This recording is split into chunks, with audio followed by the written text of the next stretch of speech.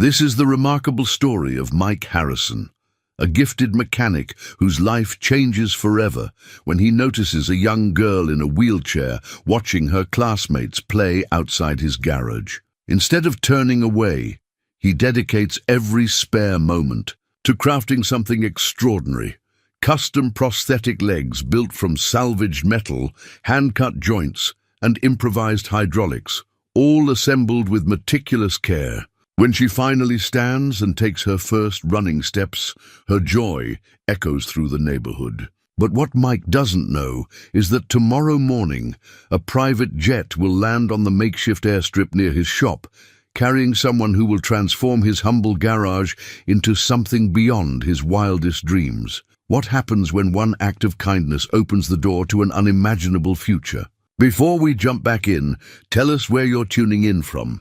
And if this story touches you, make sure you're subscribed, because tomorrow I've saved something extra special for you. The rusty hinges of Harrison's auto repair groaned their familiar morning greeting as Mike lifted the heavy garage door. Dawn's first light caught the silver threads in his hair, earned through 30 years of bending over engines and wrestling with stubborn bolts. His father's toolbox, scratched red metal with Thomas Harrison hand-painted on the side, sat in its place of honor near the workbench, a reminder of 3 generations of mechanical expertise. Mike's calloused fingers traced the worn edges of the toolbox as he began his morning routine. The small garage, with its oil-stained concrete floor and walls decorated with vintage car parts, had been his sanctuary since he was tall enough to hold a wrench. Every tool had its place, every corner held a memory, and even the persistent scent of grease and metal carried the comfort of home. Mrs. Jenkins's '85 Buick waited patiently for its monthly tune-up. The old car, like many in Millbrook, had seen better days, but Mike kept it running with a combination of skill and improvisation that had become his trademark. Times were lean in their small town. The factory closure 3 years ago had hit everyone hard, but Mike's reputation for honest work at fair prices kept a steady stream of customers coming through his doors. He was halfway through adjusting the Buick's timing belt when he first noticed her. The girl couldn't have been more than 12. Her wheelchair positioned carefully in the shade of the oak tree across the street. School had just let out, and children streamed past her, their laughter and chatter carrying across the afternoon. Some nodded hello, others pretended not to see her. Mike watched as she adjusted her position slightly, trying to follow the movement of a basketball game in the vacant lot next door.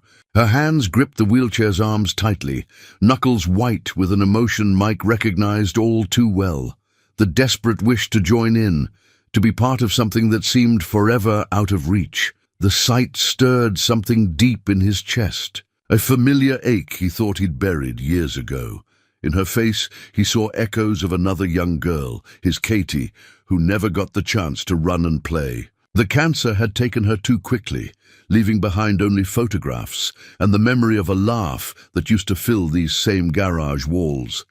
The tools in his hands suddenly felt heavier. Mike had spent his life fixing things: cars, motorcycles, farm equipment, anything with gears and moving parts. But some things couldn't be fixed with wrenches and socket sets. Or could they?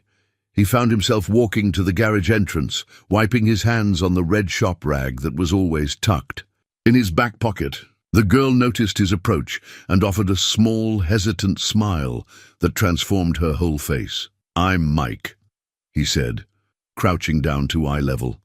"I've seen you watching the games. You like basketball?" "Sarah," she replied, her voice carrying a quiet strength that reminded him even more of Katie. "I used to play before." She gestured vaguely at her legs, encased in metal braces that looked heavy and cumbersome. "Now, I just watch." Mike nodded, his mechanic's eye already assessing the crude braces, noting the poor joint design, the excessive weight, the limited range of motion. In his mind, alternative designs began to take shape.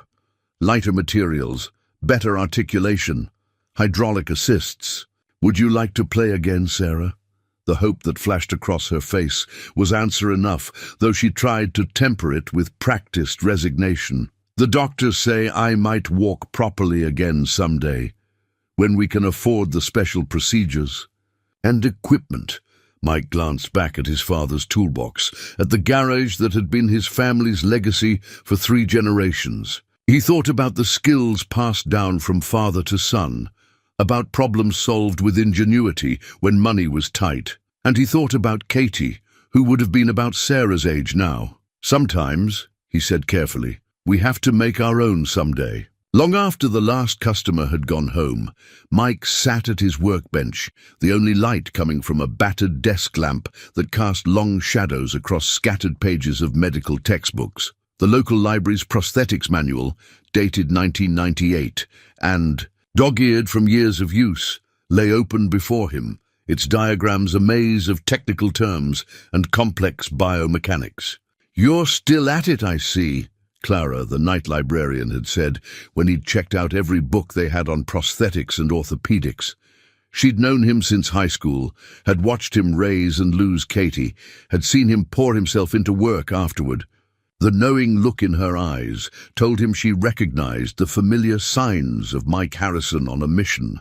His notebook filled with sketches, crude at first, then increasingly detailed as the nights wore on. He'd always been able to visualize how things worked, to see the dance of moving parts in his mind before putting wrench to metal. But this was different. This wasn't about fixing a broken timing belt or rebuilding a transmission. This was about giving a young girl back her dreams. The coffee pot gurgled in the corner, its 3rd batch of the night growing steadily bitter. Mike barely noticed, his attention fixed on understanding the complex interplay of joints and leverage. Points that made human movement possible. His mechanical knowledge helped him grasp the basic principles, but translating them into something he could actually build, that was the real challenge. In the drawer of his workbench, beneath warranty, cards and old invoices, lay a photograph he hadn't looked at in years. Katie at her last birthday party, sitting in her hospital bed but smiling that irrepressible smile, the one that never dimmed even when the treatments got harder. He pulled it out now, propping it against the lamp. "What do you think, sweetheart?" he murmured, sketching another variation of a joint mechanism. "Your old dad's trying something new here." The next morning, Ralph Kendrick brought in his Ford pickup for its annual inspection. As Mike worked, he found himself studying the truck's suspension system with new eyes. The way it distributed weight, absorbed shock, adapted to varying loads. There were principles here he could use.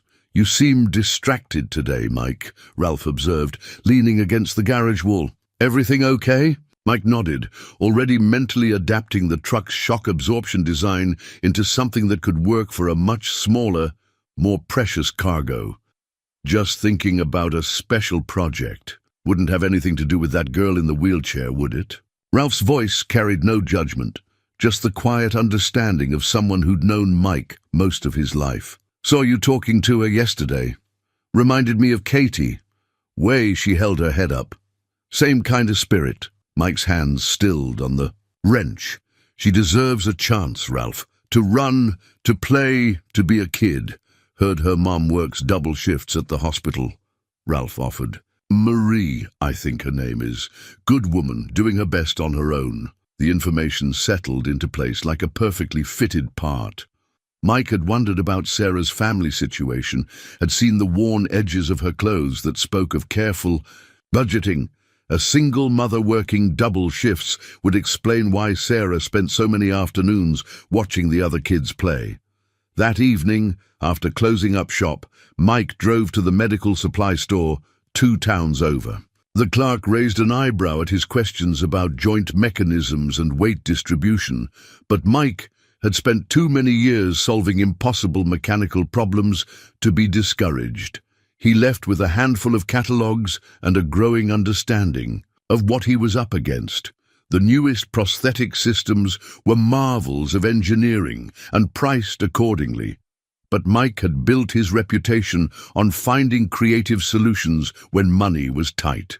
Looking at the sleek, expensive designs in the catalogues, he began to see possibilities in the scraps and spare parts that filled his garage's back room. Back at his workbench, Katie's picture watching over him, Mike opened his notebook to a fresh page. "All right," he said to the quiet garage, "let's see what we can build." The first prototype was a disaster. Mike stood in his workshop at midnight, staring at the twisted assemblage of aluminum tubing and steel joints that looked more like modern art than medical equipment. 3 weeks of evening work, countless. Sketches and hours of careful machining, all amounting to something that wouldn't support a child's doll, let alone a growing girl.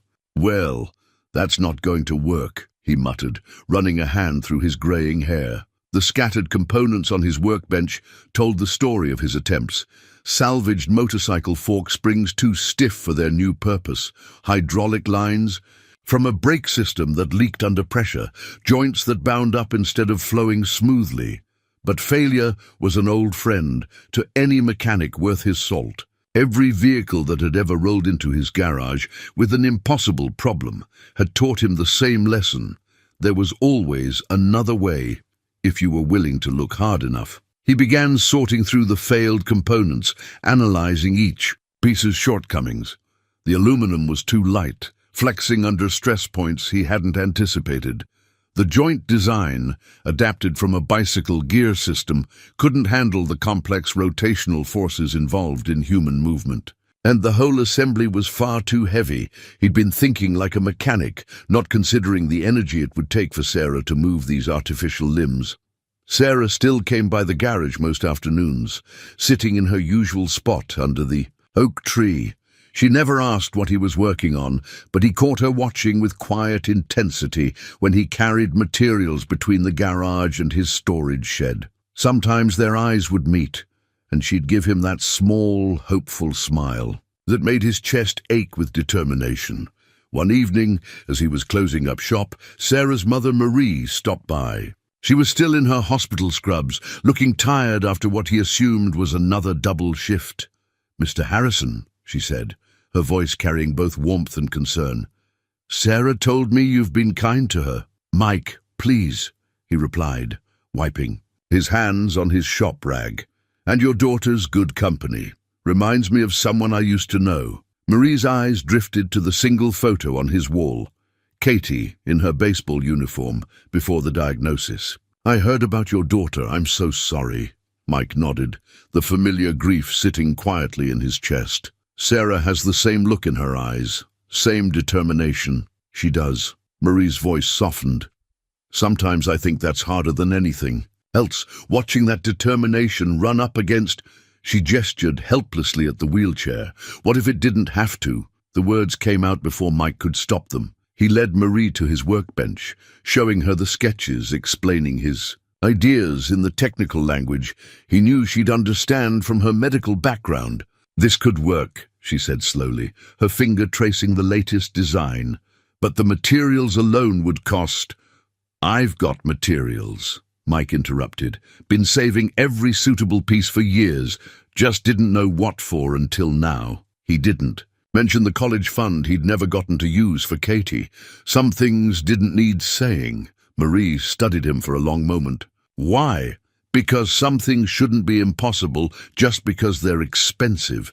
The next prototype came together differently. Mike stopped trying to reinvent existing designs and started thinking about the unique advantages of his salvaged materials. A titanium strut from a high-end motorcycle frame provided lightweight strength. Ball joints from European sports cars offered smooth articulation. Aircraft-grade aluminum sheet metal, carefully shaped and reinforced, created custom-fitted support segments. Each failure taught him something new.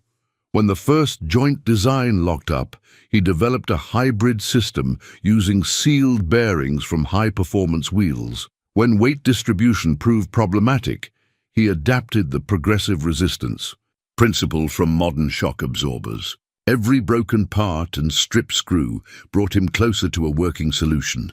Late one night, as he tested the latest joint mechanism, a quiet voice came from the garage doorway. "That's for me, isn't it?" Sarah sat in her wheelchair, illuminated, By the security light. She must have wheeled over after seeing his garage lights still on. Mike considered his answer carefully. If you want it to be. Still got a lot of work to do, though. Sarah rolled closer, examining the half-finished prosthetic with intense curiosity. Everyone says you're the best mechanic in town, that you can fix anything. Not anything, Mike said softly, thinking of Katie. But maybe this time. Sarah reached out and touched the smooth metal surface, her fingers tracing the curves designed to match her own measurements. Measurements he'd estimated from careful observation and photos of her existing braces. "It's beautiful," she said simply, and looking at it through her eyes, at the possibility it represented rather than its imperfections, Mike had to agree. The wheelchair sat in the corner of Mike's garage, a temporary resident while Sarah explored. His workshop on the old office chair he'd rolled out for her. Her eyes lit up at each tool he explained, each process he demonstrated. It became their afternoon routine. She'd arrive after school, and he'd teach her the basics of his craft while working on her prosthetics. "So the hydraulic system works like the brake lines in a car?"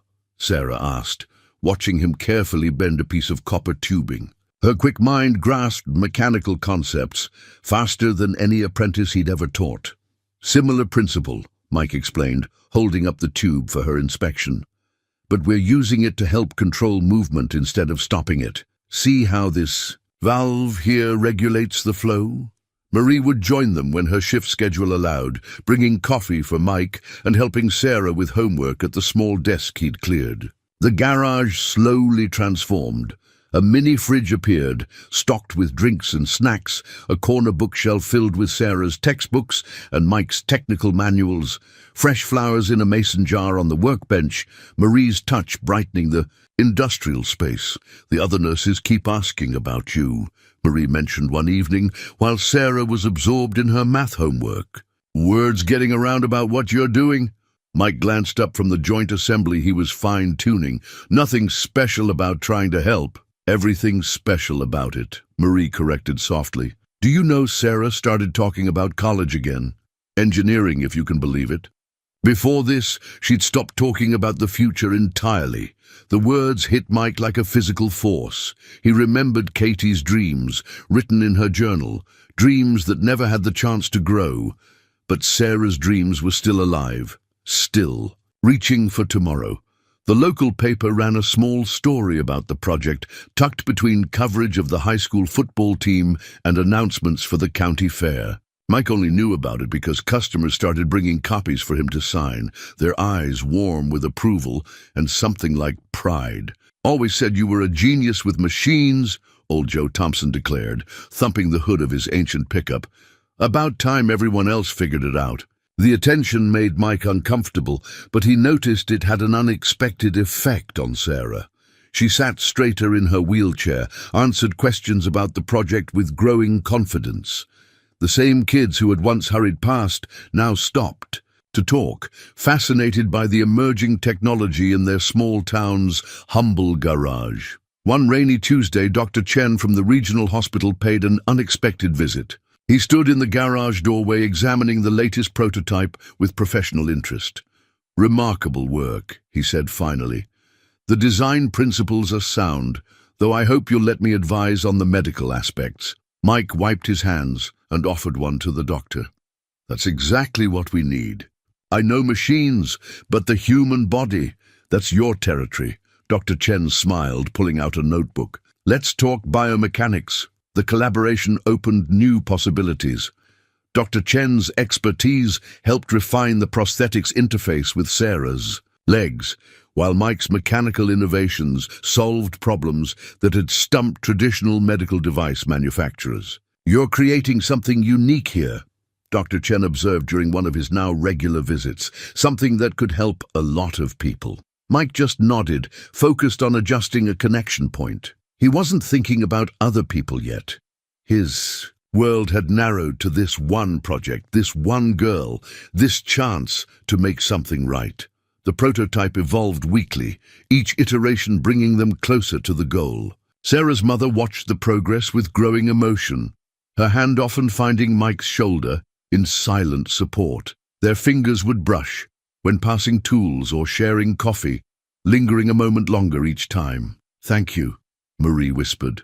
One evening, as they watched Sarah examining the nearly completed prosthetic design, not just for this, but for giving her hope back, Mike turned to answer and found her face closer than expected, her eyes bright with unshed tears. For a moment, he saw his own journey reflected there, the grief, the healing, the unexpected joy of finding purpose again. "She gave me something back too," he replied quietly, and they both knew he wasn't just talking about hope. The morning of the first test arrived clear and cool, sunlight streaming through the garage's windows and catching the polished metal of the completed prosthetics. Mike had been up since dawn, triple-checking every connection, every joint, every safety feature. The prototype gleamed on his workbench, a testament to 6 months of trial and error, of late nights and early mornings, of hope shaped into steel and titanium. Dr. Chen arrived first, medical bag in hand, his usual professional demeanor touched with excitement. "The X-rays confirmed everything's properly aligned," he said, reviewing his notes. "The attachment points are perfect for her bone structure." Mike nodded, too tense for words. He'd checked and rechecked the measurements 100 times, but this wasn't like testing a rebuilt engine. This was Sarah's future they were working with, her dreams balanced on the precision of his craftsmanship. Marie arrived with Sarah at 9. Both of them dressed for the occasion, Sarah in new athletic shorts that would accommodate the prosthetics, Marie in scrubs from her night shift, dark circles under her eyes betraying her sleepless anticipation. "Ready?" Mike asked Sarah, crouching down to her eye level. She nodded, her face a mixture of determination and barely contained hope. "I've been ready my whole life." The fitting process was meticulous. Dr. Chen supervised each step, checking pressure, points and circulation as Mike made minute adjustments. Sarah watched intently, asking questions about each component as it was secured. Her technical understanding had grown alongside the project. She could now discuss hydraulic systems and joint articulation with surprising expertise. "How does that feel?" Mike asked, tightening the final strap. Sarah flexed her new joints experimentally, eyes widening at the smooth response. "It feels light, like they're part of me." "The real test comes next," Dr. Chen reminded them gently. "Remember what we discussed. Small steps at first." They had cleared a path through the garage, setting up parallel bars borrowed from the hospital's physical therapy department. Marie stood at one end, hands clasped tightly together. Mike positioned himself at the other, ready to catch Sarah if needed. "Whenever you're ready," he said softly. Sarah gripped the bars, her face set in concentration. For a moment, nothing happened. Then, slowly, she began to pull herself up. The prosthetics responded exactly as designed, hydraulics hissing quietly as they took her weight.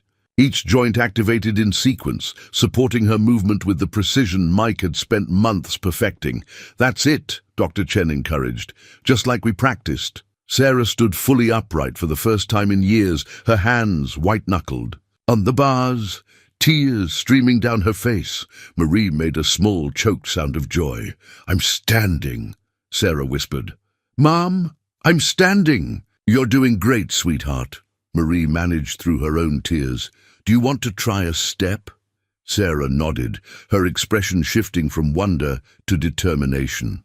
Slowly, carefully, she lifted her right foot. The prosthetic responded smoothly, advancing through its programmed sequence of movements. When she set it down again, it bore her weight perfectly. "The balance is perfect," Dr. Chen noted professionally, though his voice wasn't quite steady. "Try another step, Sarah. Step by step." Sarah made her way down the bars. Each movement grew more confident than the last as she learned to trust the mechanisms Mike had built. Halfway through, she looked up at him, her face radiant with joy. "They work," she said. "They really work." Mike could only nod, his throat too tight for words. In Sarah's walk, he saw Katie's determination. In her smile, he saw all the future possibilities they'd dreamed of for his daughter. now reborn in this moment. At the end of the bars, Sarah took her hands away, standing independently for the first time. Then, before anyone could stop her, she took a step without support. "Sarah!" Marie gasped, starting forward, but Sarah was already taking another step and another. Her movements were uncertain, but growing more confident with each passing second. She reached the garage door and turned, managing 3 steps back before Mike caught her as her legs finally trembled with fatigue. "Sorry," she said, not looking sorry at all. "I couldn't wait. Don't apologize for flying when everyone expected you to walk," Mike said softly, helping her back to the wheelchair. "How did they feel?" Sarah's eyes shone. "Like freedom." Dr. Chen was making rapid notes, muttering about exceeding all expectations. Marie had her hands pressed to her mouth, tears flowing freely. But Mike's attention was fixed on Sarah's face, on the boundless future he saw reflected there. "Tomorrow," he said, "we'll try running." Sarah's answering smile was brighter than the morning sun streaming through the garage windows, brighter even than the memory of Katie's last smile that had driven him all these months. In that moment, Mike knew they'd created something more than just prosthetics. They'd crafted hope itself from spare parts and determination. Nobody noticed the black SUV parked across from the garage that afternoon, its tinted windows reflecting the summer sun. Nobody saw the man in the crisp charcoal suit making notes on his tablet, or the sophisticated camera capturing every moment of Sarah's first steps. But they were there, watching, documenting, evaluating. The next few days passed in a blur of progress. Sarah spent every free moment practicing with her new legs, each day bringing new achievements. She could now walk the length of the garage without support, turn in smooth circles, even manage a few careful steps backward. Mike made minor adjustments as needed, but the basic design proved remarkably sound. "Look what I found online," Sarah announced one afternoon, wheeling into the garage with her laptop. She pulled up a video of the local news coverage that had somehow gone viral. "They're calling you the miracle mechanic of Millbrook." Mike grimaced at the title. Nothing miraculous about good engineering. "The comments disagree," Sarah grinned, scrolling through hundreds of responses. "People are asking if you can help their children too." That gave Mike pause. He'd been so focused on helping Sarah that he hadn't considered the broader implications. The thought was both exciting and terrifying. How many other children were waiting for their chance to walk? What he didn't know was that others were asking the same question. In a sleek office building hundreds of miles away, James Wellington, CEO of Wellington Medical Technologies, watched the viral video for the 3rd time. His expression remained neutral, but his eyes sparked with intense interest. "Full background check on Michael Harrison," he instructed his assistant. "I want to know everything: education, work history, family situation, and get me detailed photos of that prosthetic design." Back in Millbrook, subtle changes began occurring around the garage. More cars seemed to park nearby, their occupants unusually interested in photography. Local reporters made increasingly frequent appearances, asking technical questions that seemed oddly specific. Dr. Chen noticed it first. "You're being watched, Mike," he mentioned casually during one of Sarah's checkups. "And not just by amateur YouTubers anymore. Those are professional photographers out there." Mike shrugged it off, more concerned with the slight hesitation he'd noticed in Sarah's right knee joint. "Let them watch. We've got nothing to hide." But Marie wasn't so sure. Her years of hospital work had taught her to recognize corporate interest when she saw it. "They're not just watching, Mike. They're assessing. This design of yours, it could be worth millions." "It's not for sale," Mike said firmly, making another minute adjustment to the knee mechanism. "It's for Sarah, for kids like her." The observers grew bolder. One afternoon, a woman in an expensive business suit walked right into the garage, digital camera in hand. "Mr. Harrison, I represent a medical technology firm that's very interested in your work. Mike looked up from the workbench, his expression hardening. "The garage is closed for repairs today, ma'am," she smiled, undeterred. "We're prepared to make a very generous offer." "The garage is closed," Mike repeated, turning back to his work. The woman left, but not before taking several more photos. That evening, after everyone had gone home, Mike sat alone in his garage, studying the prosthetics designs spread across his workbench. The original sketches, marked with countless revisions and improvements, told the story of his journey, not just of technical innovation, but of healing, of purpose found in helping others. His phone buzzed with another media request, making him sigh. He was a mechanic, not a businessman. He fixed things because they needed fixing, helped people because they needed help. The attention, the corporate interest, it all felt wrong somehow. But as he filed away the latest designs, a shadow passed across his workshop window. Out in the gathering dusk, another black SUV cruised slowly past the garage. The wind chimes Katie had made in art class tinkled softly in the evening breeze, drawing Mike's attention to her photo on the wall. He remembered her dream of becoming a doctor, of helping other sick children. Perhaps these watchful eyes weren't just a threat, maybe they were an opportunity. The sound of jet engines shattered the morning quiet of Millbrook. Mike was checking the day's appointments when he heard it, a deep, powerful roar that made his coffee cup rattle on the workbench.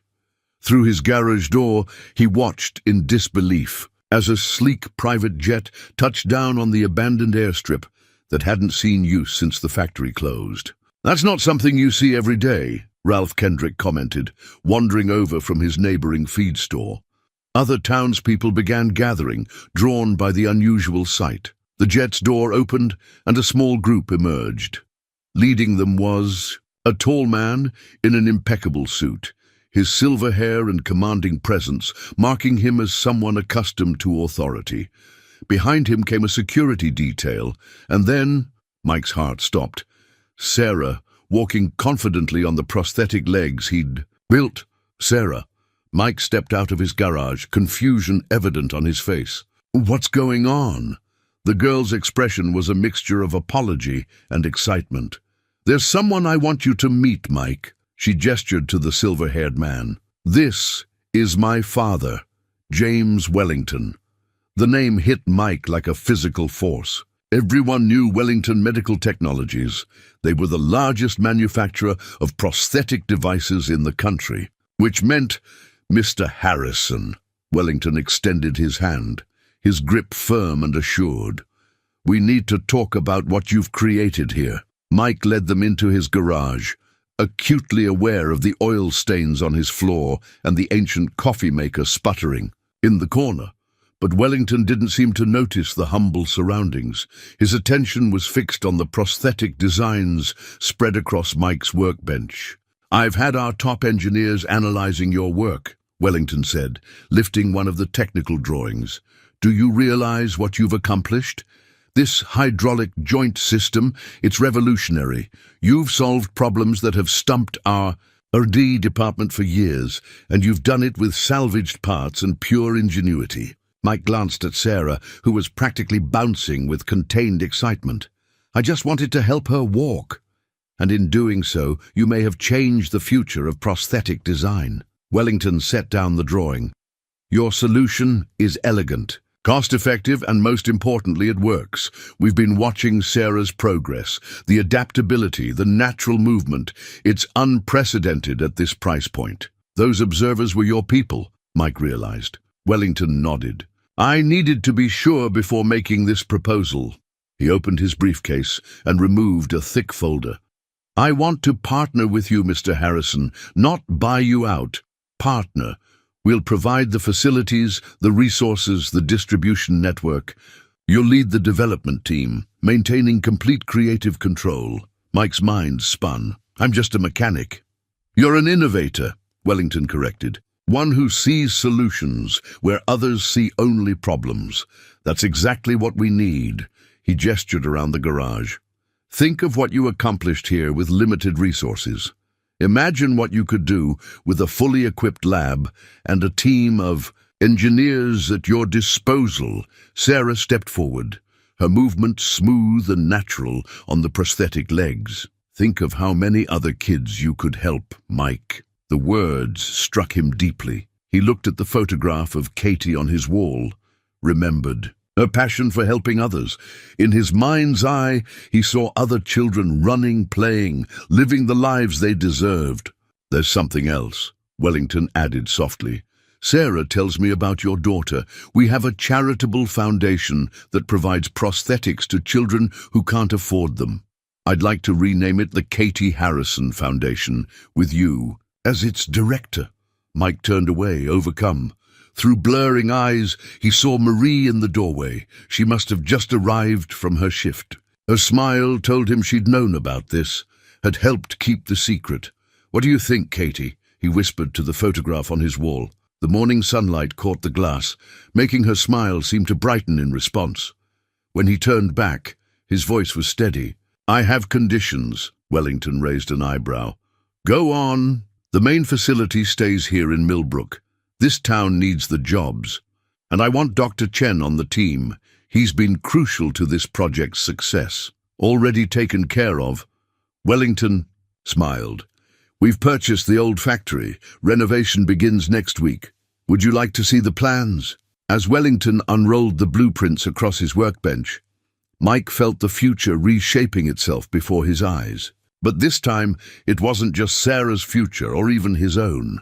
It was the future of countless children who would run, jump, and play on legs built with the same care he'd poured into that first prototype. The town buzzed with the news. By nightfall, everyone in Millbrook knew about the private jet, about Wellington's offer, about the possibility of the old factory springing back to life. Mike escaped the excitement by retreating to his garage, seeking solitude among the familiar tools and machinery that had been his constant companions for so long. I thought I'd find you here, Marie said, stepping through the door with 2 cups of coffee from the diner. Sarah's telling everyone at the hospital about the foundation, about Katie. Mike accepted the coffee, its warmth steadying his hands. I should be angry, you know, about the secrecy. Are you? He considered the question, looking around his workshop. The prosthetics designs were still spread across his workbench where Wellington had left them, but now they seemed different.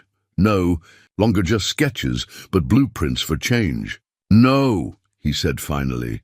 Sarah needed to know if I'd help her for her, not because of who her father was. I understand that. Marie settled onto the old office chair that had become her usual spot. James told me what you said about keeping the facility here. About Dr. Chen. This town's given me everything, Mike said quietly. My father's business, customers who stuck with me through the hard times, people who helped me survive after Katie. He trailed off, touching the worn edge of his father's toolbox. Seems right to give something back. The evening light filtered through the garage windows, casting long shadows across the concrete floor. Outside, they could hear the excited voices of townspeople still gathered at the diner, discussing the day's events.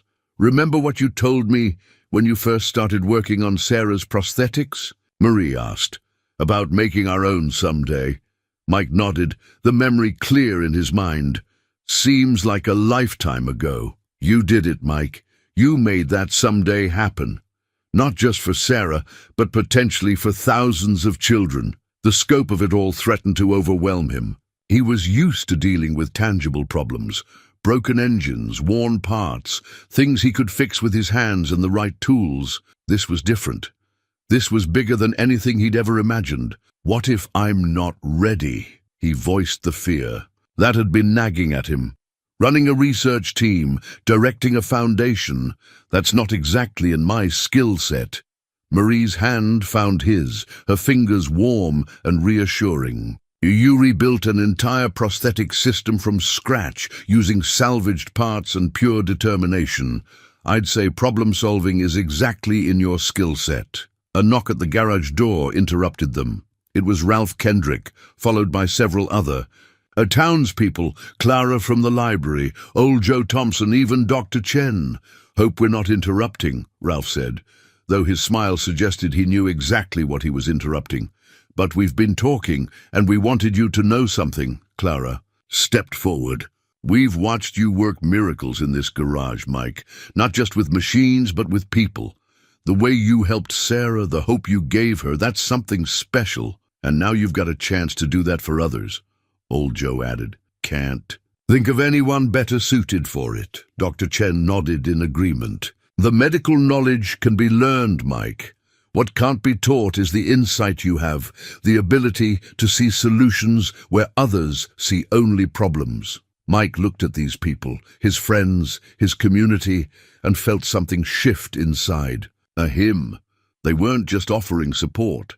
They were showing him a reflection of himself he hadn't been able to see. His eyes drifted to Katie's photo, then to his father's toolbox. These touchstones of his past that had guided him forward.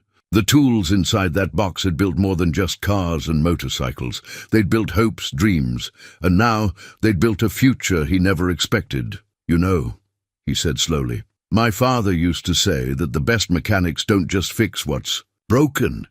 They make things work better than they did before." He turned to Marie, seeing in her eyes the same certainty he was beginning to feel. "I think it's time to start making things better."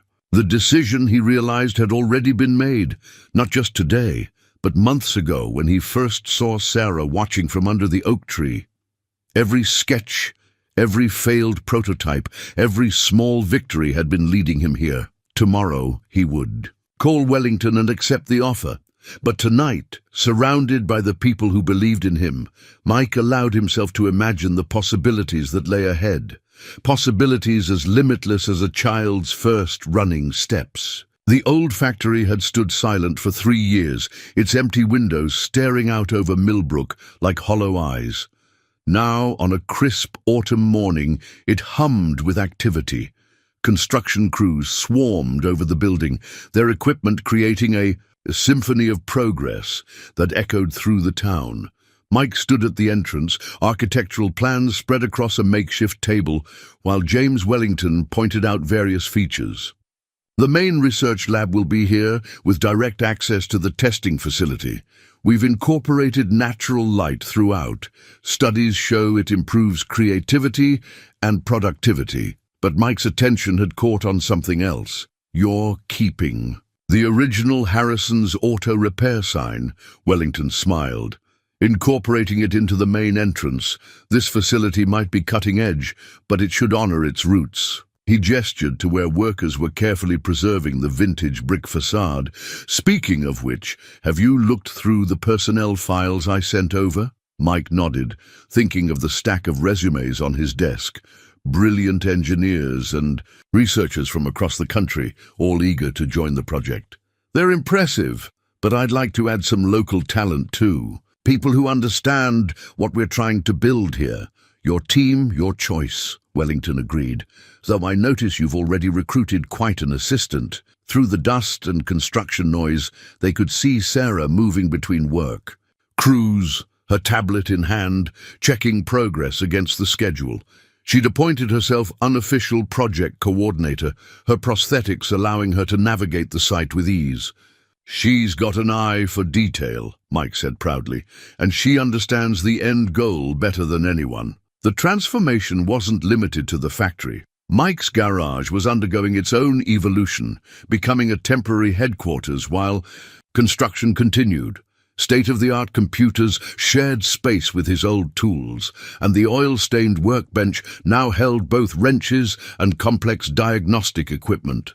Dr. Chen had set up a small medical office in what used to be the storage room, his expertise helping bridge the gap between mechanical innovation and medical necessity. "The human body is the most complex machine we'll ever work with," he reminded the growing team during their daily meetings. Marie had taken a part-time position coordinating with hospitals and medical professionals, her healthcare experience proving invaluable. She spent her free hours helping Mike adjust to his new role, teaching him the language of corporate reports and regulatory requirements. "You're a natural leader," she told him one evening, watching him review applications. You just lead differently than most executives. How's that? You lead with your heart, she said simply, and kissed him for the first time, there among the blueprints and possibility. The Katie Harrison Foundation was taking shape too. Wellington's legal team had fast-tracked the paperwork, and applications were already flowing in from families across the country.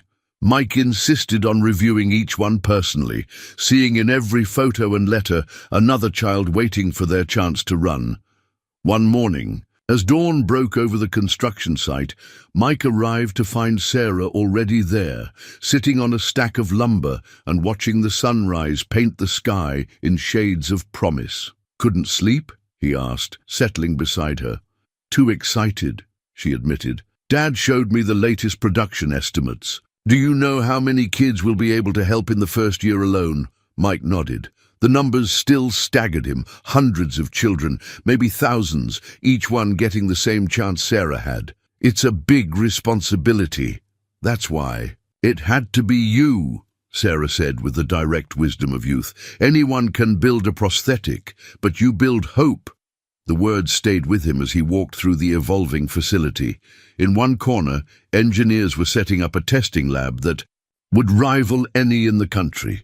In another, a team was installing the specialized machinery that would turn Mike's garage-built innovations into precision medical devices. But it was the wall of the main entrance that caught and held his attention. There, carefully preserved, hung his father's old toolbox, mounted beside Katie's photo and the original prosthetic prototype.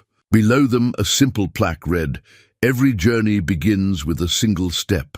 Nice touch," Wellington said, appearing beside him. Sarah's idea. Mike ran his fingers over the worn toolbox, feeling the generations of history in its scratched surface. "My father used to say that tools are just extensions of the heart. It's not what you build, but why you build it that matters." Wellington nodded thoughtfully. "Wise man. I think he'd be proud of what you're building here." Looking around at the rising facility, at Sarah moving confidently through the construction, at Marie organizing the day's meetings, at Dr. Chen setting up his new medical office, Mike felt the truth of it all coming together. This wasn't just a factory or a research facility. It was a dream taking physical form, a hope being built one piece at a time. "We're not just building prosthetics," he said quietly. "We're building futures."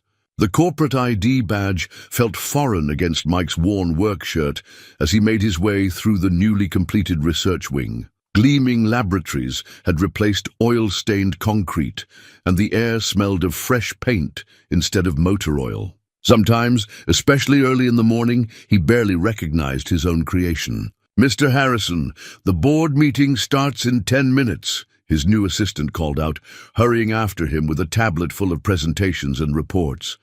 The young man, fresh from some prestigious business school, still seemed nervous around Mike, as if unsure how to interact with a CEO who preferred coveralls to suits. "Thanks, David. And please, it's just Mike." He tried to soften the reminder with a smile, but it felt stiff. The weight of corporate expectations pressed down on him like an invisible suit of armor. Inside the state-of-the-art conference room, the senior engineering team waited. Most were brilliant specialists recruited from top medical device companies, their credentials impeccable. But lately there had been tension.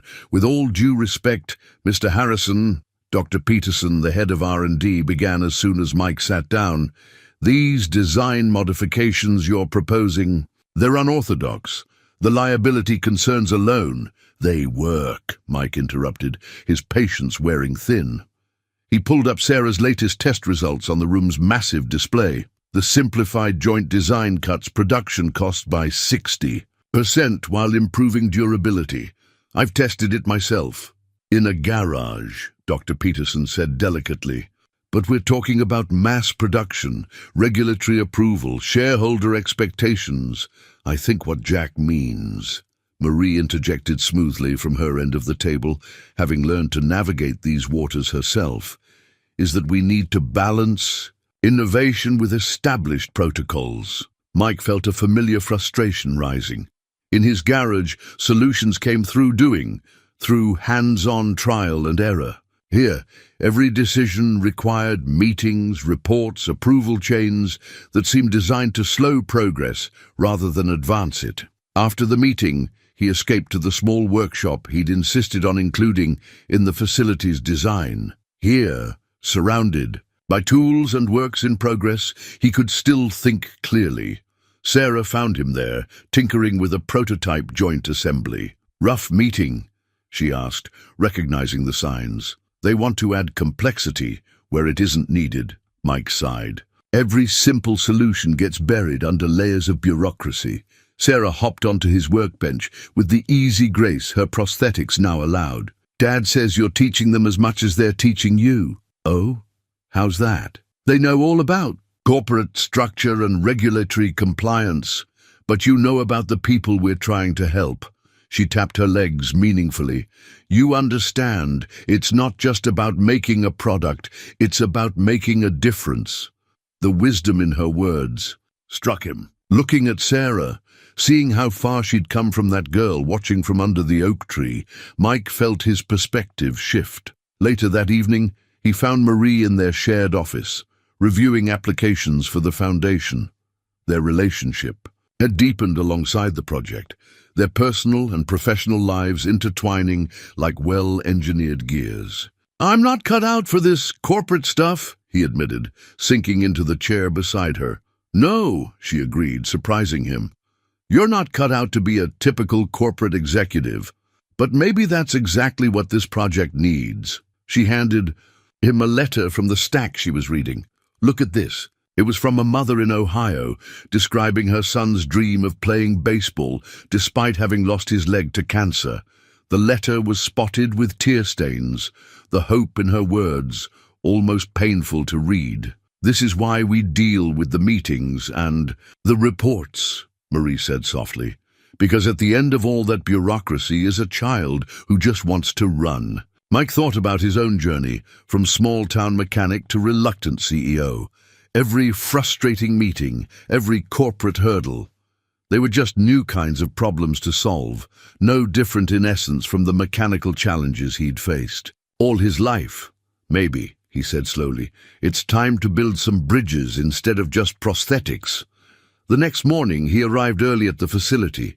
Instead of heading to his office, he stopped at each department, talking with the engineers, learning about their concerns, sharing his own experiences. He found Dr. Peterson in the testing lab and spent an hour discussing how to merge traditional safety protocols with innovative design approaches. By the time he put on his corporate ID badge for the day's meetings, it felt a little less foreign. Like his father's old tools, it was just another instrument for getting the job done.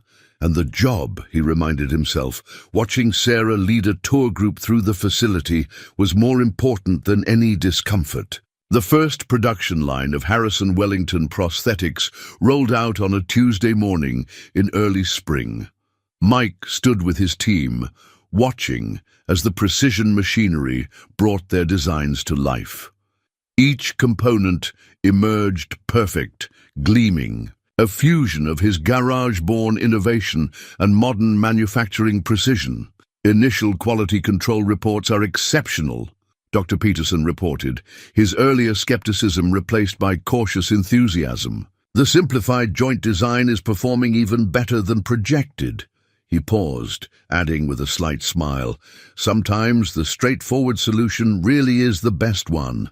Mike nodded, remembering late nights in his garage, working by lamplight and intuition. "My father used to say that elegance in engineering isn't about complexity, it's about finding the shortest distance between a problem and its solution." The facility had found its rhythm now. In the research wing, engineers who once dismissed Mike's unorthodox approaches now sought his input, bringing him challenges that had stumped traditional methods. His workshop had become a kind of informal think tank, where corporate expertise met practical innovation. Sarah had taken to joining these sessions, her unique perspective as both test subject and project coordinator proving invaluable. "What if we adjusted the ankle rotation like this?" she suggested during one meeting, demonstrating a subtle movement with her own prosthetic. It would make dancing easier. The engineers exchanged glances. Dancing wasn't in the original specifications, one began. Maybe it should have been, Mike interrupted, watching Sarah's expression. We're not just building medical devices, we're building opportunities for full lives. That became their new design philosophy. Every innovation had to pass not just the technical requirements, but what they came to call the Sarah test. Would it help users do more than walk?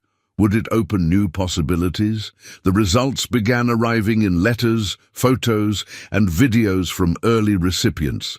A 10-year-old girl performing in her first ballet recital. A teenager scoring his first soccer goal. A young woman walking down the aisle at her wedding. Marie created a wall in the main lobby to showcase these moments, calling it the Gallery of First Steps. Employees started taking their breaks there, drawing inspiration from the growing collection of dreams fulfilled. One morning, as Mike made his routine rounds, he found Dr. Chen examining a new prototype with unusual intensity. "Something wrong?" he asked. "Not wrong," Dr. Chen replied, "but I think we've stumbled onto something extraordinary." He pointed to a modification they'd made to improve balance. This adjustment doesn't just help with stability, it actually reduces phantom limb pain. We're seeing a 60% decrease in reported discomfort. The discovery launched a new research direction. Mike brought in neurologists and pain management specialists, expanding their understanding of how mechanical innovation could address biological challenges. "It's like you've always said," Dr. Peterson commented during one research review. "Sometimes you have to look at old problems from new angles." The facility's reputation grew. Medical schools requested internship programs, research institutions proposed collaborations, but Mike's proudest moment came when a group of veteran prosthetics users asked to form an advisory board. "We want to help guide the development," their spokesperson explained, "because for the first time, we feel like someone is really listening to what we need." Sarah organized regular feedback sessions, bringing users together with engineers to share experiences and ideas. The sessions often ran late into the evening, with Mike taking notes as eagerly as any of his technical staff. One such evening, as the facility grew quiet, Mike found himself back in his workshop. The space had evolved, now housing both his old tools and the latest technical equipment, a bridge between past and present. Marie found him there, tinkering with a new joint design. "Successful day," she said, perching on her usual spot at his workbench. "The production numbers came in. We're ahead of schedule." "Numbers are good," Mike agreed, "but this is better." He showed her a letter he'd received that morning. It was from a small-town mechanic in Oregon who'd been inspired by Mike's story to start tinkering with assistive devices himself. "It's spreading," Marie realized. "The idea that anyone with the right heart and mind can make a difference." "Speaking of making a difference," Sarah's voice came from the doorway. She entered with James Wellington, both looking pleased about something. "Dad has some news." Wellington held up a tablet displaying global health statistics. "The WHO has taken notice. They want to discuss implementing our design in developing countries. Your cost-effective approach could make modern prosthetics accessible to millions who currently can't afford them." Mike thought about that first prototype, built from spare parts and hope. From one girl's need to run, had grown something that could help people around the world take their own first steps. "You know what this means," Sarah grinned. "We're going to need a bigger garage." On a quiet Sunday morning, Mike stood in his old garage, now more museum than workshop. Katie's photo still hung on the wall, but it had company now, a family portrait taken at last month's company picnic. In it, he stood with Marie, Sarah, and James Wellington, all of them laughing at something just before the camera clicked. "I thought I'd find you here," Marie said, entering with 2 cups of coffee, just as she had that night months ago when everything changed. "Getting nostalgic?" "Just thinking," Mike replied, accepting the coffee. "Did you ever imagine we'd end up here?" Marie smiled, slipping her hand into his. The simple gold band on her finger caught the morning light. He'd proposed 3 weeks. Ago, right here in the garage where they'd first grown close. I imagine Sarah did. That girl sees possibilities the rest of us miss. As if summoned by her name, Sarah appeared in the doorway, her prosthetics moving with fluid grace. At 15 now, she carried herself with a confidence that made Mike's heart swell with pride. Mom said you'd be here, she said, joining them. She'd started calling Marie Mom gradually, naturally, the word flowing as smoothly as her steps. Dad's waiting at the house. He says he has a surprise for us. The house was another change. A beautiful old Victorian on the edge of town that they'd restored together. Marie had overseen the renovation while Mike handled the mechanical systems, making it as much a fusion of their talents as everything else they did. They found James Wellington on the back porch, surrounded by papers, and wearing the relaxed smile that only appeared when he was away from corporate responsibilities. "There you are," he said, standing to greet them. "I've been thinking about family traditions." He handed Mike a document. It was a legal agreement, transferring 20% of Wellington Medical Technologies' ownership to Sarah when she turned 21. Dad? Sarah's voice held surprise and question. "You've earned it," Wellington said simply. "Not just through your work with the company, but through your vision. You saw the potential in a small-town garage before any of us." Mike watched Sarah study the document, seeing in her expression the same focused intelligence she brought to their technical discussions. She'd grown into her role at the company naturally, combining her father's business acumen with Mike's innovative spirit. "There's something else," Wellington continued, producing another envelope. "The Katie Harrison Foundation is expanding. We're opening a research center focused on pediatric mobility solutions. Sarah, we'd like you to head the project." The moment hung in the air, waited with meaning. Mike felt Marie's hand tighten in his, both of them watching Sarah process the news. "I'd be working with kids," she said slowly, "helping them the way Mike helped me." "Who better?" Wellington smiled. "You understand both the technical and personal sides. You've lived it." Sarah turned to Mike, her eyes seeking something. "What?" "Do you think?" Mike looked at this girl who had changed his life, who had helped him transform grief into purpose. "I think Katie would be proud to have you carrying on her legacy." The words brought tears to Sarah's eyes. She moved to hug him, and Mike marveled again at the natural grace of her movement, remembering the wheelchair under the oak tree that seemed so long ago now. Later that evening, as sunset painted the sky in shades of possibility, the four of them sat on the porch talking about the future. Marie and Sarah discussed plans for the research center, their shared medical background sparking ideas. Wellington added occasional business insights, but mostly listened with paternal pride. Mike sat back, taking in the scene. His family had grown in ways he never expected. A brilliant stepdaughter-to-be who shared his passion for helping others. A future wife who balanced his practical nature with her nurturing spirit, and a business partner who had become the brother he never had. The porch wind chimes, carefully transferred from his old garage, tinkled softly in the evening breeze. They were Katie's last art project, and their gentle music had always soothed his heart. Now they seemed to play a melody of healing, of family found and purpose discovered. "You're quiet," Marie observed, touching his arm gently. "Just grateful," Mike replied. "For all of it." Sarah looked up from her animated discussion with her father, even the corporate meetings. They all laughed, the sound carrying across the yard where, in the gathering dusk, fireflies began their evening dance. From somewhere in town, they could hear children playing, their voices free and joyful. "Even those," Mike smiled, "every step of the journey brought us here." The cease and desist letter arrived on a Wednesday morning, its legal letterhead stark against Mike's desk. Global Tech Medical, one of the largest medical device manufacturers in the world, was claiming patent infringement on key components of their prosthetic design. They're saying the hydraulic joint system is based on their existing patents, Wellington explained during the emergency board meeting. His usual calm demeanor showed cracks of concern. "They're demanding we halt production immediately." Mike stared at the technical drawings attached to the letter, his mind racing. These designs aren't even similar to ours.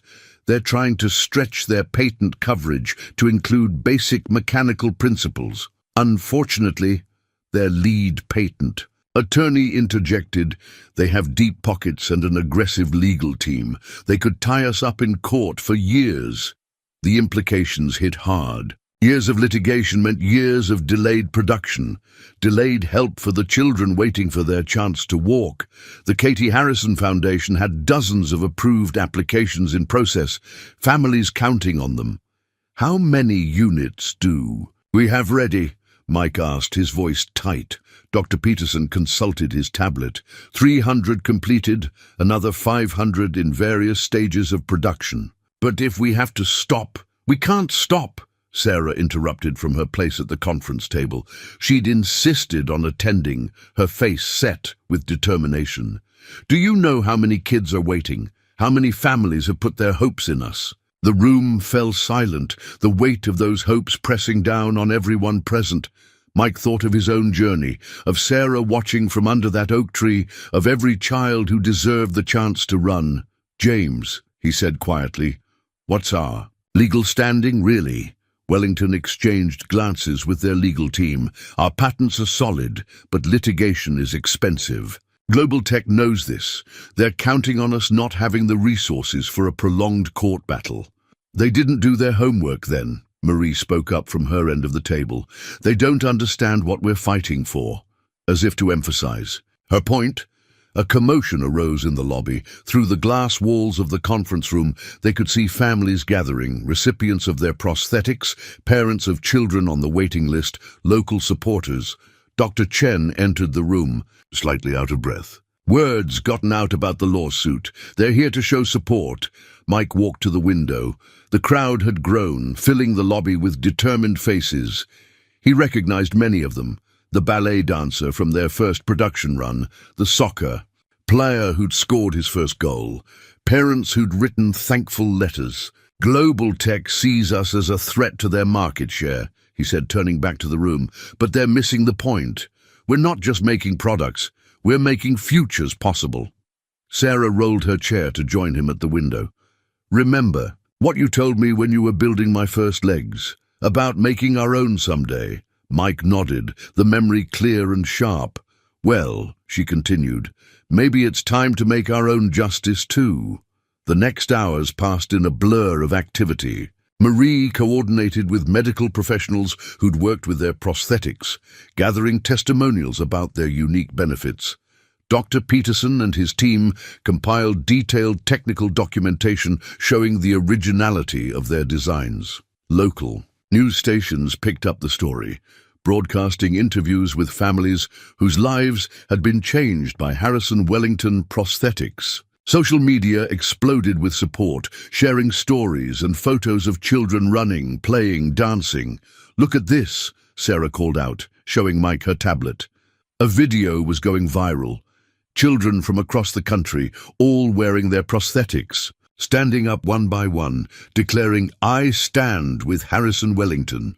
The corporate board of Global Tech hadn't anticipated this response. Their legal threat, meant to quietly squash a competitor, had instead sparked a movement, but the real breakthrough came from an unexpected source. Dr. Chen burst into Mike's office late that evening, waving a medical journal. "The reduction in a phantom limb pain we discovered," he said excitedly. "It's unique to our design. The way our hydraulic system interfaces with nerve endings, it's completely novel.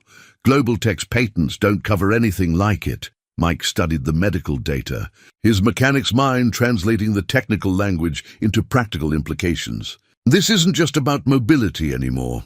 "No," Dr. Chen agreed. "We've accidentally created a new therapeutic approach to chronic pain management. The medical applications go far beyond prosthetics. The discovery energized their legal team. This wasn't just about defending their existing patents. They had grounds for new ones that could revolutionize multiple fields of medicine. As midnight approached, Mike stood in his workshop, surrounded by the evidence of their innovation. On his bench lay the original prototype next to their latest model, a visual testament to how far they'd come. "We're not backing down," he told the waiting room of executives and lawyers. "Whatever it costs, however long it takes, we fight." Sarah, who had refused to go home despite the late hour, smiled. "They thought they were just taking on a company," she said. "They don't realize they're taking on a family." The Millbrook Town Hall had never been so crowded. Every seat was filled, with people standing along the walls and spilling out into the hallway. Mike saw familiar faces everywhere, employees, patients, neighbors, friends, all gathered for what the mayor had dubbed an emergency community meeting. "For 3 generations, the Harrison family has been part of the backbone of this town," Mayor Thompson began, his voice carrying over the packed room. "When the factory closed, we thought our best days were behind us. But Mike Harrison and his team didn't just bring jobs back, they brought hope back." A spontaneous round of applause erupted. From her seat beside Mike, Marie squeezed his hand. Sarah, sitting on his other side, beamed with pride. "Now," the mayor continued, "some big city corporation thinks they can shut us down with their fancy lawyers. Well, they don't know Millbrook very well, do they?" The town clerk stood up, holding a thick stack of papers. "We've received letters of support from every medical facility that's worked with Harrison Wellington prosthetics.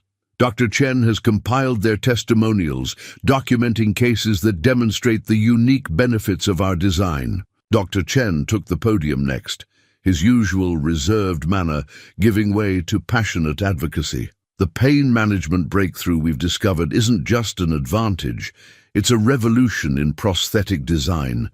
We've already submitted 5 new patent applications based on this technology." The technical presentation shifted to personal testimony. One by one, people stood to share their stories. A local physical therapist described the unprecedented recovery rates among her patients. A teacher talked about watching her student run for the first time. Parents spoke of transformed lives and renewed hope. Then Sarah stood up. The room fell silent as she made her way to the podium, her prosthetics moving with the natural grace that had amazed them all from the beginning. "I was that first patient," she began. "When I met Mike, I was just a girl in a wheelchair watching other kids play. He didn't see me as a medical challenge or a business opportunity. He saw me as a child who wanted to run." She paused, looking around the room. "What Global Tech doesn't understand is that they're not fighting a company. They're fighting every child who wants to play soccer, every teenager who dreams of dancing at prom, every person who deserves the chance to walk tall." The next speaker was unexpected. James Wellington stood, his corporate polish softened by evident emotion. "When I first came to Millbrook, I thought I was just making a business investment. Instead, I found a community that taught me what really matters in creating change." As the meeting continued, practical support emerged. The local Chamber of Commerce pledged funds for legal expenses. Medical professionals volunteered expert testimony. Former employees of the old factory offered to share documentation of manufacturing processes that predated Global Tech's patents. But the most powerful moment came when old Joe Thompson, who'd been Mike's first customer decades ago, slowly made his way to the front. In his weathered hands, he held a stack of yellowed papers.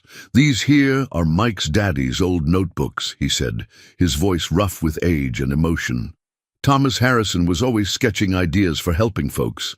There's drawings in here from 30 years ago that show the same kind of thinking that went into these prosthetics. This ain't about copying nobody, it's about carrying on a legacy of caring." Mike stared at the notebooks, remembering hours spent watching his father work, learning not just about mechanics, but about the heart behind the work. In those pages lay the seeds of everything they'd built. The meeting ended with a plan of action. The town would stand united, production would continue, the legal team, bolstered by community support and new evidence, would fight back aggressively. As people began to file out, Marie turned to Mike. "You know what this reminds me of?" What's that? That first night in the garage when you decided to help Sarah. You didn't know if it would work, but you knew it was right. Sarah, overhearing, added, "And look what happened because of that decision. How many lives have changed?" Mike looked around the emptying hall, at the faces of people who had become more than neighbors or employees. They had become family, united in purpose. "Global Tech thinks this is about patents and market share," he said quietly, "but they're fighting something they can't beat." "What's that?" Wellington asked, joining them. Mike smiled, thinking of his father's notebooks, of Katie's dream of helping. "Others, of Sarah's first steps, of all the children yet to run, Hart," he said simply. "You can't patent that." The news broke on a Monday morning. Global Tech was withdrawing their lawsuit and proposing a settlement. Mike sat in his office reading the terms with Wellington and their legal team, hardly daring to believe it. "They're not just dropping the patent challenge," their lead attorney explained, barely containing her excitement. "They want to license our pain management technology. The settlement includes a substantial payment for past claims and ongoing royalties." Wellington looked up. From the documents, his expression thoughtful. "This is more than a victory, it's a vindication. But Mike, look at page 12. Mike turned to the indicated section and felt his breath catch. Global Tech was offering to establish a joint research initiative, combining their resources with Harrison Wellington's innovation. The focus, making advanced prosthetics accessible to developing nations. "They finally understood what we've been trying to do all along," Sarah said from the doorway, where she'd been listening. She moved into the room, the subtle whir of her prosthetics, a reminder of where everything had started. This was never about competition. It was about changing lives. The settlement transformed their future. Within hours, their stock price soared, and congratulatory messages poured in from around the world. But it was the small celebration in Mike's old garage that meant the most. "Dad would have loved this," Mike told Marie, as they gathered with their closest supporters. The space was cramped with people, but no one minded. Dr. Chen was explaining the technical implications to a fascinated group of engineers. Sarah was showing some visiting children how her prosthetics worked, their eyes wide with wonder. "He'd be proud," Marie agreed, "but not surprised. You built exactly what he always taught you to build, something that helps people." Wellington raised his glass, calling for attention. "I'd like to propose a toast to Mike Harrison, who taught a corporate executive that the best innovations come from the heart, to our incredible team, who never lost sight of our mission, and to Sarah, who showed us all what's possible when someone believes in you." The celebration was interrupted by Dr. Peterson rushing in, tablet in hand. "You need to see this," he said, pulling up a video call. On the screen was a medical team in a rural clinic in Africa, surrounded by children waiting for prosthetic fittings. "We just received word about the settlement," the lead doctor said. "When can we expect the first shipment of the new low-cost units?" Mike looked at Wellington, who nodded. "The first production run starts tomorrow," Mike answered. "We've been keeping the line ready." Sarah stepped forward, her business acumen showing through her youth. "And with Global Tech's distribution network, we can reach clinics like yours worldwide within months instead of years." The implications of their victory continued to unfold. The Katie Harrison Foundation expanded its reach globally, with Sarah taking a leading role in coordinating international efforts. Dr. Chen's pain management breakthrough sparked new research directions, attracting medical pioneers from around the world to their facility. But it was the small moments that meant the most to Mike. Walking through the production floor, he watched as workers assembled prosthetics with pride, knowing each unit would change a life. The gallery of first steps had grown so large it now filled an entire corridor, with new photos and letters arriving daily.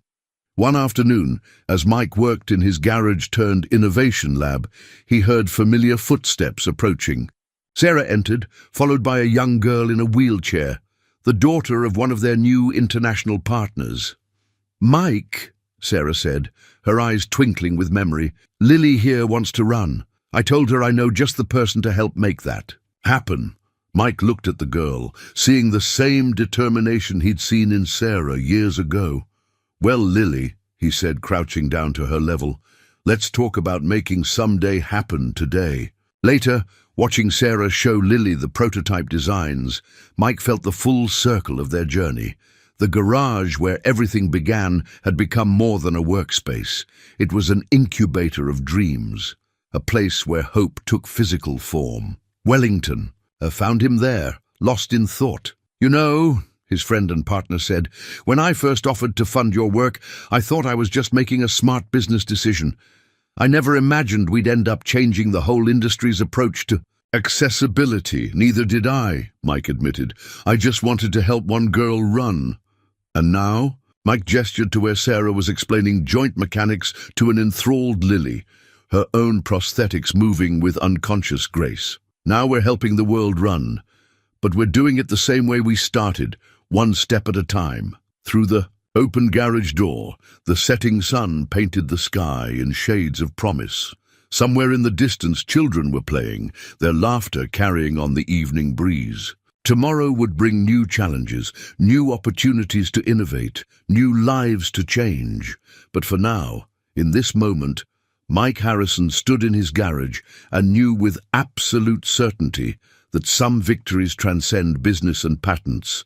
Some victories were measured in first steps, in children's laughter, in dreams taking flight. The old oak tree still stood across from Harrison's auto repair, its branches now adorned with fairy lights that sparkled in the evening darkness. The original garage had been preserved as a working museum, while the sprawling Harrison Wellington Innovation Campus surrounded it like a protective embrace.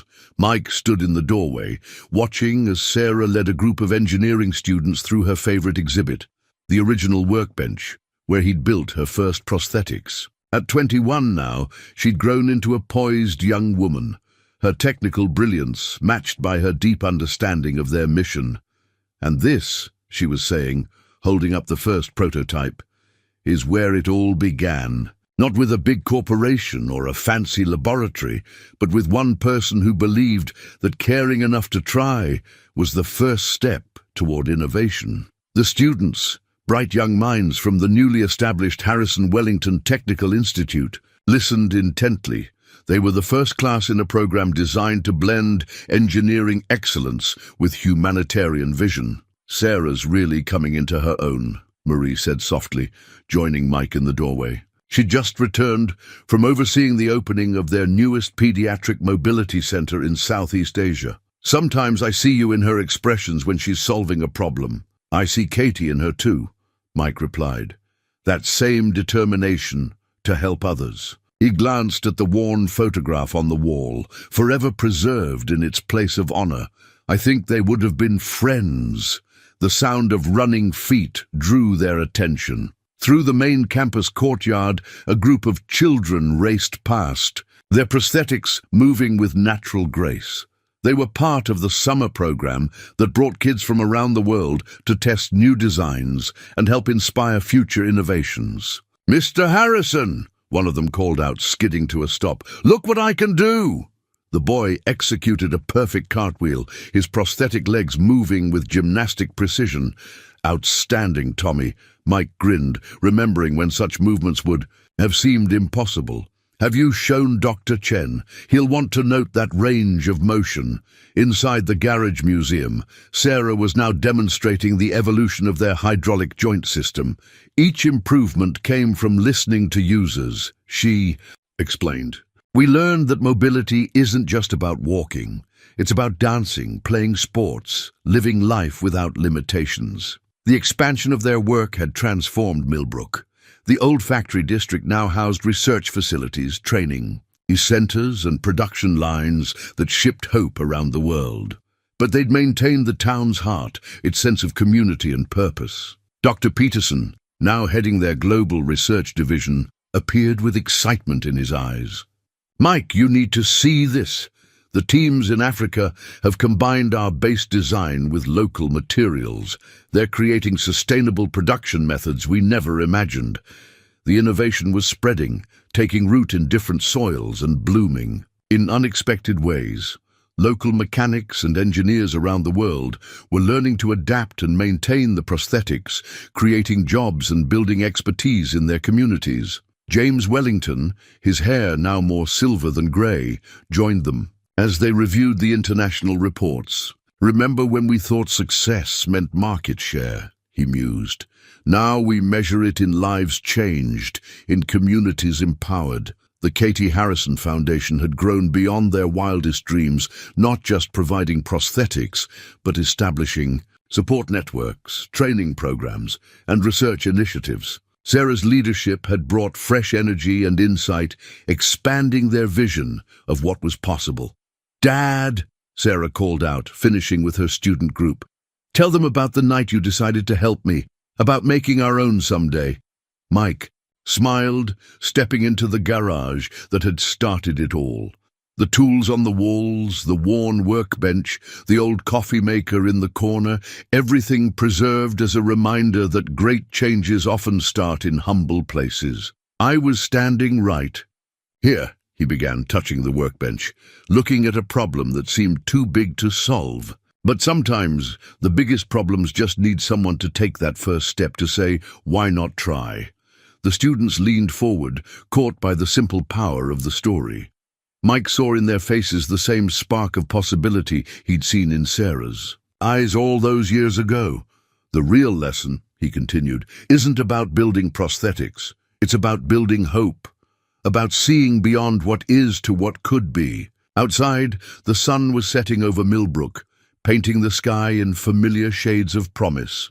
The evening shift was starting at the production facility, crafting new possibilities one piece at a time. Children's laughter echoed from the testing. The playground, mixing with the gentle whir of prosthetics and the eternal music of dreams taking flight. On the morning of the Harrison Wellington Innovation Campus's 10th anniversary, Mike arrived early at his old garage. The golden morning light filtered through the windows, catching the dust motes in familiar patterns. His father's toolbox still sat in its place of honor, now accompanied by a simple plaque that read, "Every journey begins with a single step." The campus would soon be buzzing with activity. Delegates from around the world were arriving for the celebration. But Mike needed this quiet moment first. He ran his hand along the worn workbench where it had all started, remembering late nights and breakthrough moments. "I thought I'd find you here." Sarah's voice came from the doorway. She entered with Marie and James Wellington, all of them understanding his need for this private time. "Just visiting with old friends." Mike smiled, gesturing to Katie's photo, and his father's tools, remembering where it all began. Sarah touched the first prosthetic prototype, now carefully preserved in a display case. "I still remember that first day I stood up, the look on your face when it worked, like you just discovered something magical." "We did," Marie said softly. "We discovered that one person's kindness can change the world." The numbers told part of the story. Over 1 million children helped, 30 global production facilities, research centers on every continent. The Katie Harrison Foundation had become the world's largest provider of accessible prosthetic care, but the real story lived in smaller moments. "The WHO report came in this morning," Wellington shared, his voice proud. "Our new distributed manufacturing model has cut waiting times for prosthetics in developing nations by 80%. Local technicians are being trained everywhere. The knowledge is spreading." Through the window, they could see the morning shift arriving at the main facility. Among them were faces from around the world, engineers, researchers, craftspeople, all drawn by the vision that had started in this humble garage. "Did you see this morning's surprise?" Sarah asked, pulling out her tablet. She showed them a video from a small village in rural India, where a local mechanic had adapted their base design using regional materials. His innovation had further reduced costs while maintaining quality. "That's exactly what we hoped would happen," Mike nodded. "The technology becoming part of each community, evolving to meet local needs." The sound of young voices drew their attention. Through the garage door, they watched as a group of children arrived for their morning session at the mobility center. Some walked on prosthetics, others used wheelchairs, but all moved with confidence and joy. "Remember what you told me about making our own someday?" Sarah asked, watching the children. "Look at all the somedays we've made possible." Marie slipped her hand into Mike's. "Katie would be so proud of what her legacy has become." Mike thought of his daughter, of her dream to help other sick children, in a way she never could have imagined. That dream had come true. Through the foundation bearing her name, through the lives changed and hopes restored, Katie's spirit lived on. "You know what I'm most proud of?" Wellington mused, watching the campus come to life. "Not the patents or the profits, but the way this place has proved that doing good and doing well can be the same thing." Sarah nodded. "We're not just building prosthetics anymore. We're building futures, training new innovators, spreading hope." Through the open door came Dr. Chen, his hair now grey, but his enthusiasm undimmed. "The new neural interface trials are showing remarkable results," he reported excitedly. "We're getting closer to true sensory feedback." Mike smiled at his old friends. Perpetual amazement at what was possible. That same spirit of discovery that had driven their first breakthrough still powered their research, still pushed the boundaries of what they could achieve. As the morning sun climbed higher, the garage filled with familiar faces: Dr. Peterson, Old Joe Thompson, Ralph Kendrick, Clara from the library.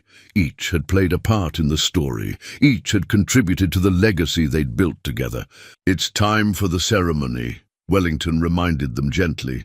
But Mike lingered a moment longer, looking at Katie's photo. "You know," he said quietly, "sometimes the best way to heal a broken heart is to help someone else stand tall." Sarah hugged him, understanding as always. "And sometimes the best way to build a legacy is to believe in the possibilities others can't see yet." Together they stepped out of the garage into the bright morning light. Across the campus, children ran and played. Researchers collaborated on new innovations, and dreams took shape in workshops and laboratories. The old oak tree stood proud and strong, its branches stretching toward the future. Mike Harrison looked at his family, the daughter of his heart, the woman who shared his vision, the partner who had believed in possibilities, and knew that some legacies couldn't be measured in patents or profits. They could only be measured in steps taken, in lives changed, in hopes restored. And somewhere, in the gentle breeze that stirred the oak's leaves, he could almost hear Katie's laughter. "Eternal as hope itself,"